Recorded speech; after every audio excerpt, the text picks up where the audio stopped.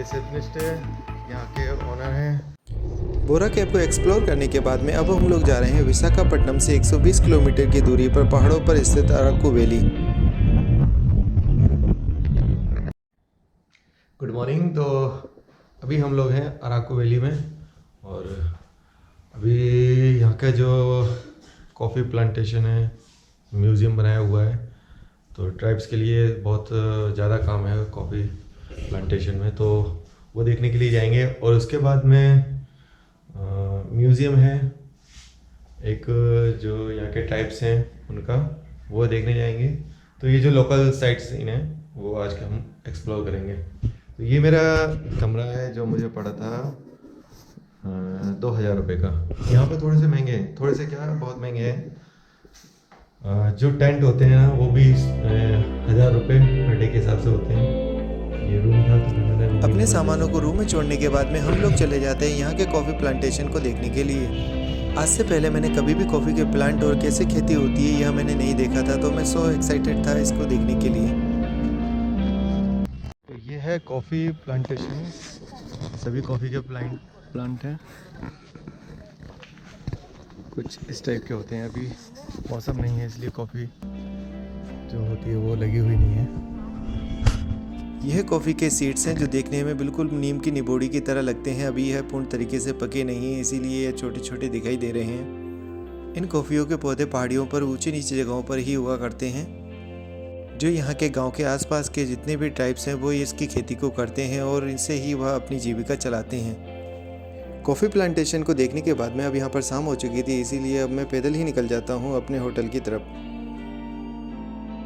तो यहाँ पर जो होटल्स वगैरह है ना अराकू वैली में, बहुत ज़्यादा महंगे हैं। जो मैंने बुक किया है वो 2000 का है और बाकी ऐसे टेंट होते हैं, इनमें भी आप स्टे कर सकते हो, पर इसका 1000 रुपये पर नाइट का रहता है स्टे करने के लिए। अभी महीना चल रहा है जून का और यहाँ का टेम्परेचर अभी 32 डिग्री सेल्सियस के लगभग है। पर रात के समय में यह पहाड़ी इलाका होने की वजह से यहाँ पर टेम्परेचर थोड़ा सा ठंडा हो जाता है, इसीलिए आप यहाँ पर बने हुए टेंट कैंपेनिंगों में बड़े आराम से रह सकते हैं।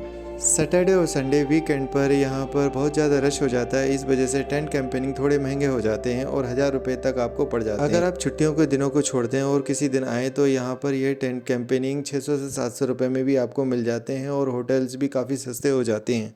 रात भर गहरी नींद लेने के बाद में सुबह का माहौल यहाँ पे बहुत ही अच्छा था। मेरे होटल की छत से देखने पर व्यू बहुत ही शानदार दिखाई दे रहा था। तो अब यहाँ से मुझे जल्दी से तैयार होना पड़ेगा और ब्रेकफास्ट करके मैं निकलूँगा यहाँ पर बने हुए पासी के म्यूज़ियम को देखने के लिए, जो कि एक ट्राइबल म्यूज़ियम है। पासी में एक कॉफ़ी म्यूज़ियम भी है, तो वहाँ पर भी जाना होगा और वहाँ की जो वर्ल्ड फेमस कॉफ़ी है उसको टेस्ट जरूर करूँगा मैं। तो यहाँ के खेत खलिहानों से होते हुए मैं पैदल ही पहुँच जाता हूँ ट्राइबल म्यूज़ियम, जो कि मेरे होटल से मात्र 5 किलोमीटर की दूरी पर था। ट्राइबल म्यूज़ियम का टिकट का प्राइस जो था वो 40 रुपये था, तो इसे लेकर मैं अंदर हो जाता हूँ। म्यूज़ियम पूरा हरियाली और पेड़ पौधों से भरा हुआ था। अंदर पहुंचकर यहाँ पर एक बहुत बड़ा हॉल दिखाई देता है, जिसके अंदर यहाँ के ट्राइब्स और उनकी रहन सहन के बारे में बहुत ही अच्छे तरीके से झांकी द्वारा दर्शाया गया था। पूरे म्यूज़ियम का थीम जो है वो दर्शाता है कि यहाँ पर आदिवासी किस तरह से रहा करते थे, किस तरह से अपने जीवन को निर्वाह करने के लिए शिकार किया करते थे।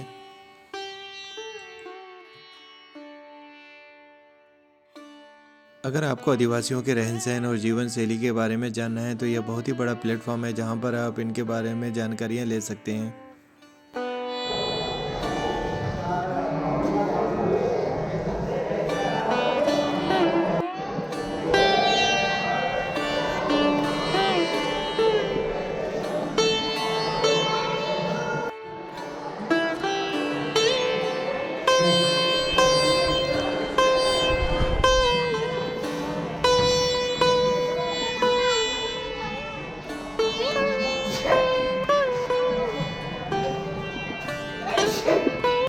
इन खूबसूरत झांकियों को देखने के बाद में पास ही में बना हुआ था फोटो गैलरी, जहां पर दर्शाया गया था कि किस तरह से ये आदिवासी अपने पहनाव वेशभूषा के लिए चीज़ों को इस्तेमाल करते थे, वह सब इन फोटोओं में दिखाया गया था। किस तरह की इनकी न्याय व्यवस्था हुआ करती थी और मुखिया क्या काम किया करता था, वह सब भी यहाँ पर दिखाया गया है।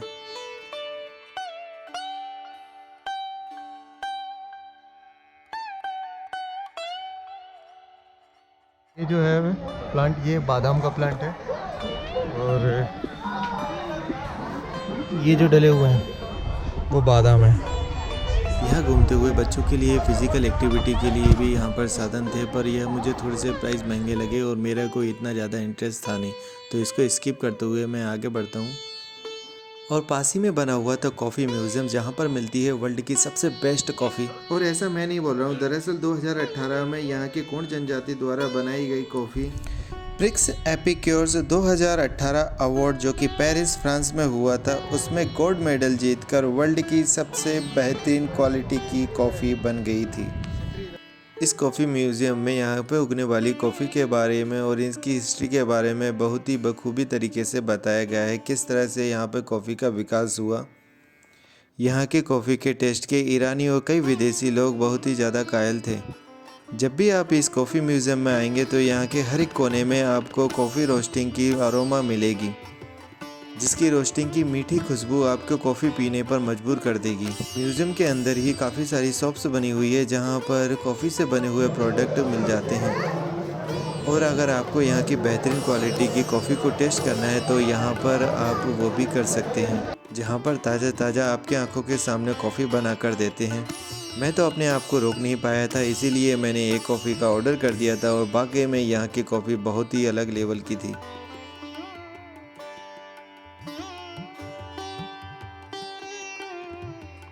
ट्राइबल म्यूज़ियम और कॉफ़ी को म्यूज़ियम को घूमने के बाद में अब मैं आ चुका था अपने होटल।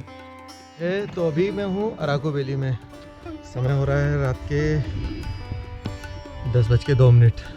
ठंड थोड़ी सी है यहाँ पर, टेम्परेचर वही है 7 के लगभग।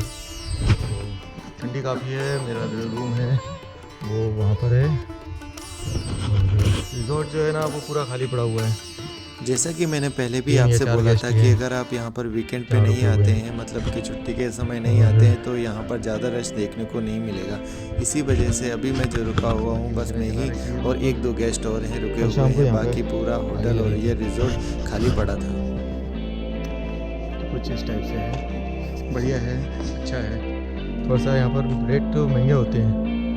ये जो रूम है वो 5,000 रुपये का है पर डे का, पर मैंने जो लिया है वो नॉन AC लिया है, तो वो मुझे 2,000 का पड़ा है।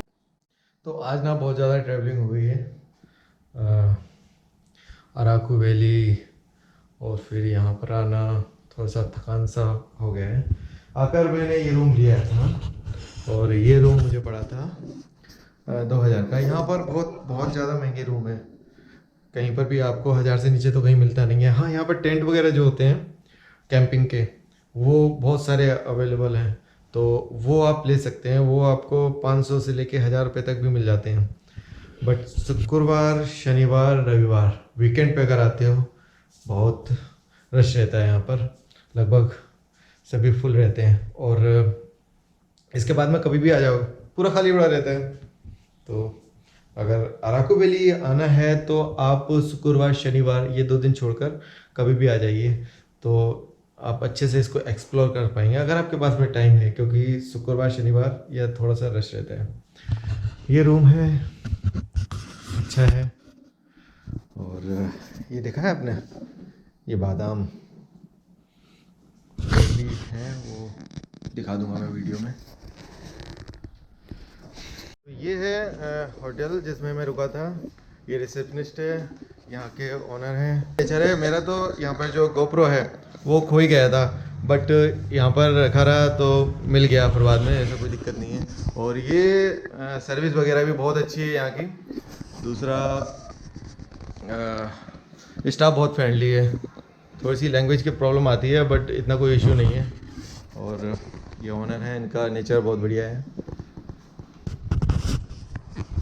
मेरा रूम आप लोगों ने देख लिया था, ये पूरा लॉन है इनका।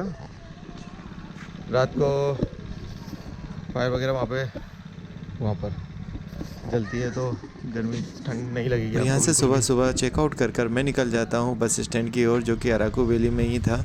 ये होटल का एड्रेस है। आने से पहले अगर आप चाहें तो ऑनलाइन बुकिंग यहाँ पर कर सकते हैं, क्योंकि सैटरडे संडे जैसे मैंने बोला है कि यहाँ रश रहता है, तो होटल्स के में रूम मिलना थोड़ा सा मुश्किल हो जाता है।